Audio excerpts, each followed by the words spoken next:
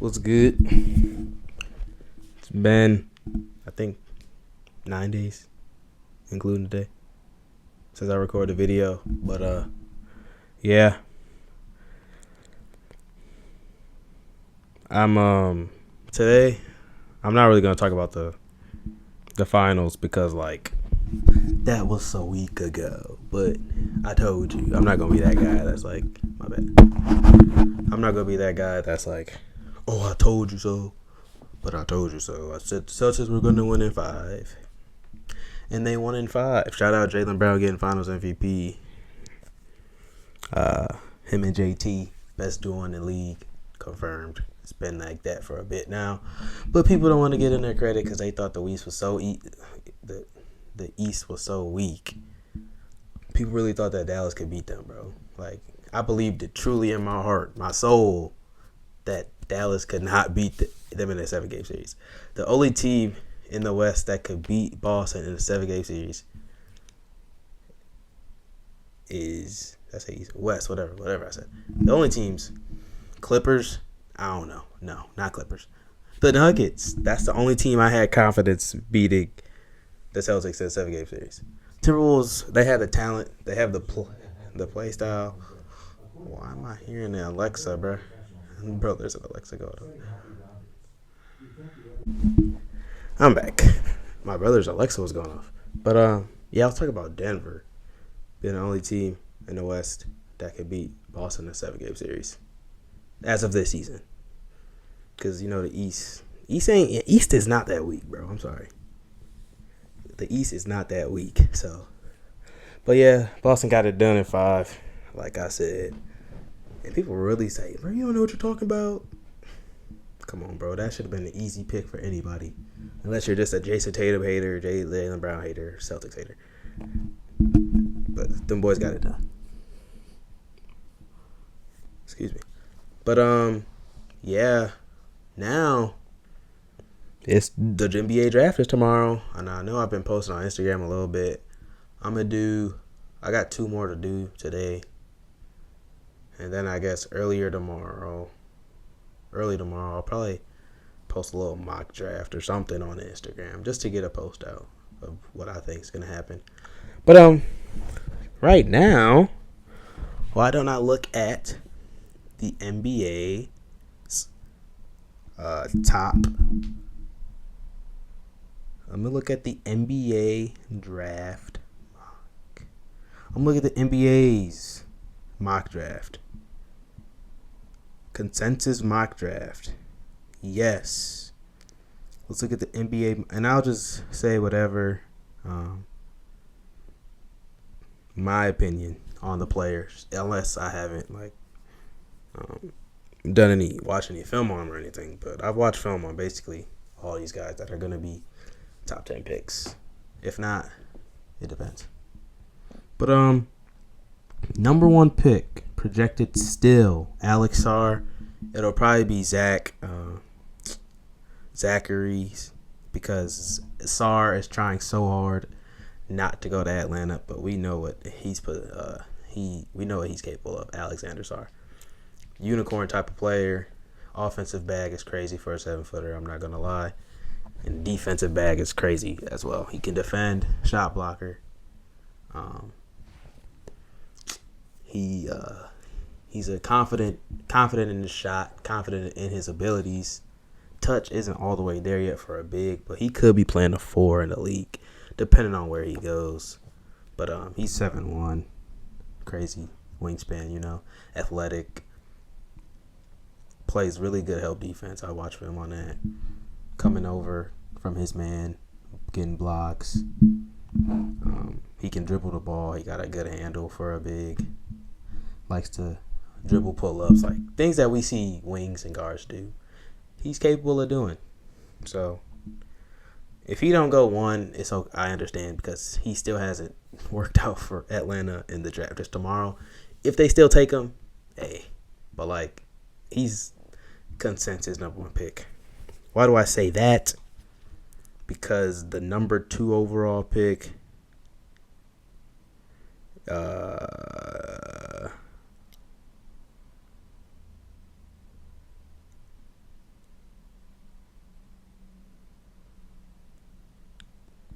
Oh, my bad. Zachary Rizache.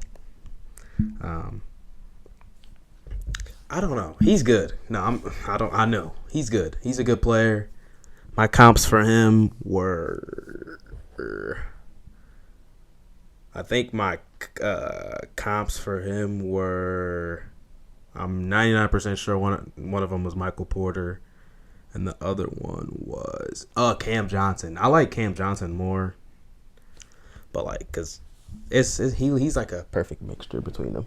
But good shooter, gets elevation on his shot, solid handle. He can work on it. Good wing defender though, great wing defender. Like I said, handle could use some work, but he's a plug and play guy. Wherever he goes, he'll play. So he's for sure a top 2 pick in my opinion. Unless Atlanta tries to go get Klingon, which I hope they don't. Not saying Klingon's bad, but like just take Sar or Zach. So, but Zach's a good player, bro. Really good defender, 3-and-D guy.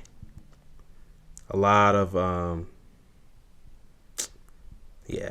potential. He's 6'9", 2-way guy. He should be a solid guy as long as he continues to work on that handle.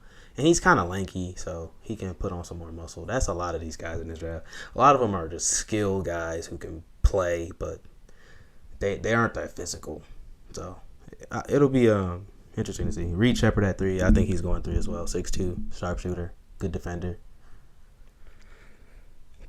What else should I say, man? Reed's the best shooter in the draft. He shot 50+% from 3 this season. And he's an elite defender. Literal definition of 3-and-D. Not saying he doesn't have a good handle or he's not a good playmaker, but his standout is 3-and-D, him being a three-point shooter, off the dribble, catch and shoot, him getting steals, playing help side defense, on ball defense, everything's there.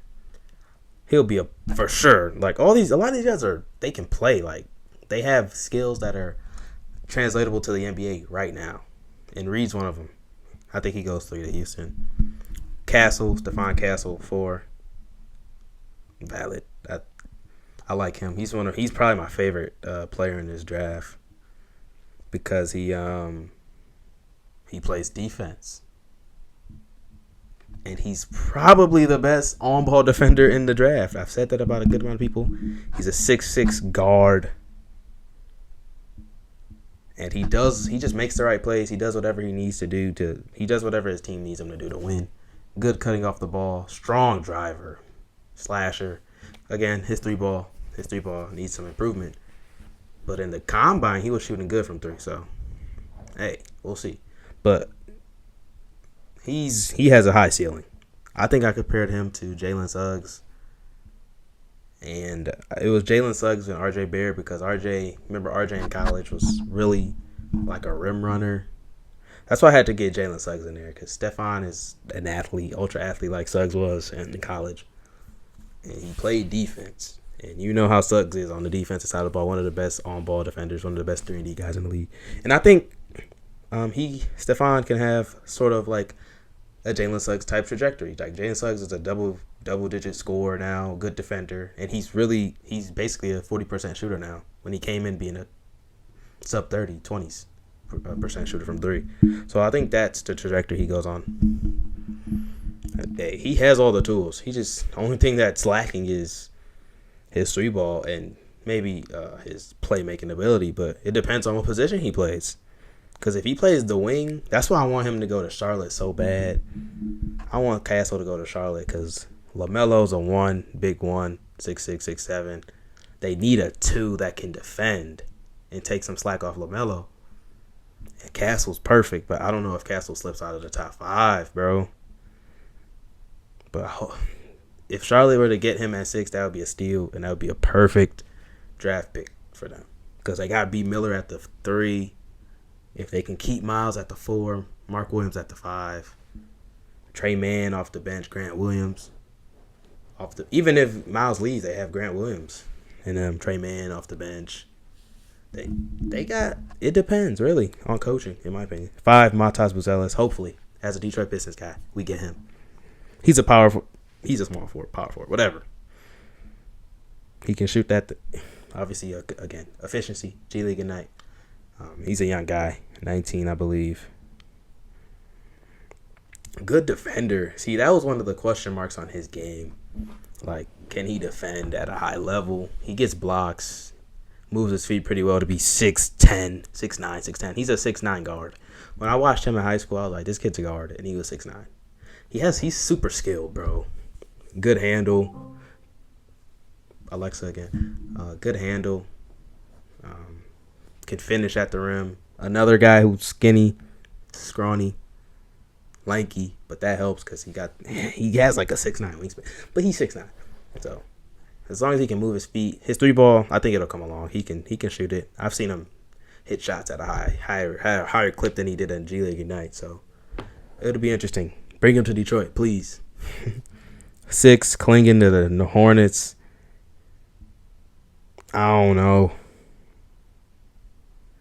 Klingon is a really good player. It's just the fit. They have Mark Williams. And I'm not saying Mark Williams is that much better than Klingon. But like a team like Portland, if he falls, they're going to take him. Charlotte, it'll be interesting. I'm not going to lie. Because your bigs are set at that point because Mark Williams is a really good big man. People don't know about him. And if you add Klingon, who's a defensive anchor, who has offense, he has a little offensive bag. His post game could be better, but on the pick and roll, lob threat, big boy, big body, 7'2". The offensive potential is for sure there. His defense is already there. I think Walker Kessler, easy work. Jakob Poeltl. Guys who can defend. Not the craziest offensive bag, even though Poeltl is a double-digit scorer, by the way. But I think I'm leaning more towards Kessler because lobs, put your head down when you're in the post. That's the thing about Klingon. Klingon, I think he has a better offensive bag than Kessler did coming out of college. So that's a plus. At 6, he's a top 7, 8. Like Klingon could go 1 for all I care. He could go 1 to Atlanta because they were actually high on him because Sarr couldn't get in for a workout. 7, Trailblazers, Rob Dillingham. Hopefully not. Not saying he's a bad player again. They just got too many guards, bro. Like Simons, unless he's gone. Even if he's gone, they got Scoot Brogdon. Even if he's gone, they got Shaden Sharp. Like, I don't want Rob going to Portland for the fact that send him. I'm going to skip Rob. We know what Rob's capable of. Score, bucket, defense lacks because he's a smaller guard, of course. If he's like 6'1", 6'2", like Rob's like my height for real. But that's crazy. That me and Rob are the same height, same age, and one's in the league, and one's trying to work for the league one day. Hello, but Rob, he's tough. Hard to stop him. He can shoot it 44%. What was it from 3? Something like that. 44% from 3. 44% clip. Elite shooter. Crazy. Kemba Walker 2.0. Easy work too. Kemba. I don't know if Rob goes at 7. Not saying he's a talent. Even the Spurs at 8 who are looking at Don't Connect, that would be crazy. If they got Castle and Connect, we know Don't Connect, best scorer in the country for Tennessee last season, came onto the scene. Remember they played us in that exhibition game at MSU, and bro really posted. I knew he was him from that game on. I was like, oh, this guy has talent, and he's tough. He plays like Bogdanovich a lot. I know he models his game after KD. And I see it. I was like, he's the white KD. People was like, bro, what are you talking about? I'm like, he's only 6'6", 6'5", 6'6", so you can't really say that. But I see Bogdanovich a lot. Similar styles. I think he's a lot more athletic. And he has more defensive potential because his effort on defense is lacking.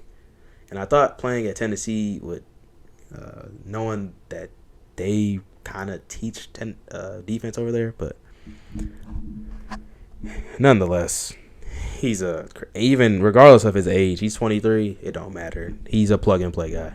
A lot of these guys are plug and play. His game translates to the league, like shooting, off the dribble, off the catch, slashing. He's an underrated athlete. Hops wise, he's not the fastest guy, That's why it'll be interesting to see how the dominoes fall tomorrow. Because he could go. Dalton could go 6, 5. I don't think he goes in the top 5. I don't think he goes 6 to Charlotte because they got Brandon Miller. The games are kind of too similar for me, but Portland wouldn't be bad. San Antonio wouldn't be bad, but I know Pop preaches defense. Why would they pick somebody who don't want to play no defense? 9, Ron Holland. Kind of a perfect fit for Memphis at 9. They need a guy, a wing who can defend and score. His shooting is very streaky, not consistent, but he can score, slash, defend, high motor. Ron Holland was at one point the projected number 1 pick, by the way, before he injured his thumb and was out for the rest of the season, and his draft stock is still top 10, but he was projected number 1. People cannot forget that. Number 10, Cody Williams, little bro of J-Dub. I'm literally about to watch film on him and Devin Carter after I record this. But he's a two-way, very skinny, but yet again, he's a two-way guy, and he has potential. Shoots 40% from 3. In college, he did average about 11 a game on a team with a lot of guys who could score for Colorado. So that's very impressive. I think he'll be another guy who's plug and play. I think Memphis could use him more than they can use Ron Holland. But he's like a Zaire Williams type, not going to lie. I think he has more upside for sure. Devin Carter, two-way guy. Chicago at 11. Went to Providence. He's tough, 3-and-D, literally two-way. I saw a lot of people compare him to, I think it was Derek White. And that's actually a good comparison, I think. And yet again, I have yet to watch that much film, but I've watched a lot of. It was Josh Hart, a shorter Josh Hart. That's what it was. Makes winning plays, can actually score. He averaged about a dub, almost 20 a game for Providence last season, but he still has room to improve, of course. 12, Nikola Topic. He got hurt towards ACL. If he didn't get hurt, he'd be a top 5 pick. Enough said. Passing touch, of course. 6'6", big boy. I might make a post on him, but it's a little too late. That's why I'm going to get these. I wanted to get everybody in the top 10 at least, plus like Devin Carter, who's 11. So, Topic, if OKC gets him, I don't. They just lost Giddey. Replaced with a draft pick of him. That would be tough. 13, Salone. I haven't watched film on him. He's a defender, from what I've seen, what I know. Haven't watched film, really. He's come onto the scene as of late. But another guy who could develop a jumper, but is a good defender. 3-and-D. A lot of these guys in the draft can defend and shoot. And a lot of them can defend and not shoot. So, a lot of defense in this draft. From top to bottom. And Isaiah Collier at 14, another guy who was projected 1 at one point, and he's fallen. I don't see him going to OKC at 14, though, with Topic, because that's basically 2 point guards. And Topic is not a 2 guard. Isaiah Collier is for sure not a 2 guard. But we know what he's able to. Big boy, big guard. Has potential. If he continues to work on that 3 ball, he'll be straight, in my opinion. But people saying this draft class is weak. They said about a lot of draft classes, but this draft class is not that bad. They have a lot of talented guys. No, this is the thing for me. It's a lot of guys who can come on to the scene and play immediately, rather than like you see a lot of guys who are like, what could he be? What could he be in 10 years? Where would he be in 5? A lot of these guys just put them in the system and they gonna play, and they're gonna like. You don't have to wait for these guys to develop. A lot of them are just developing 3 balls and developing, getting stronger. It's not much of a potential standpoint. Who's going to be the GOAT? Like, blah, blah, blah. Like, no. These guys are all going to play. And that's what I'd rather that than the projections. Is he going to be better than him? This, that. Comparisons. Like, a lot of these guys, they get it done. And that's what I like about basketball. I know there's a few guys that I probably missed. I didn't miss, but this was the NBA's.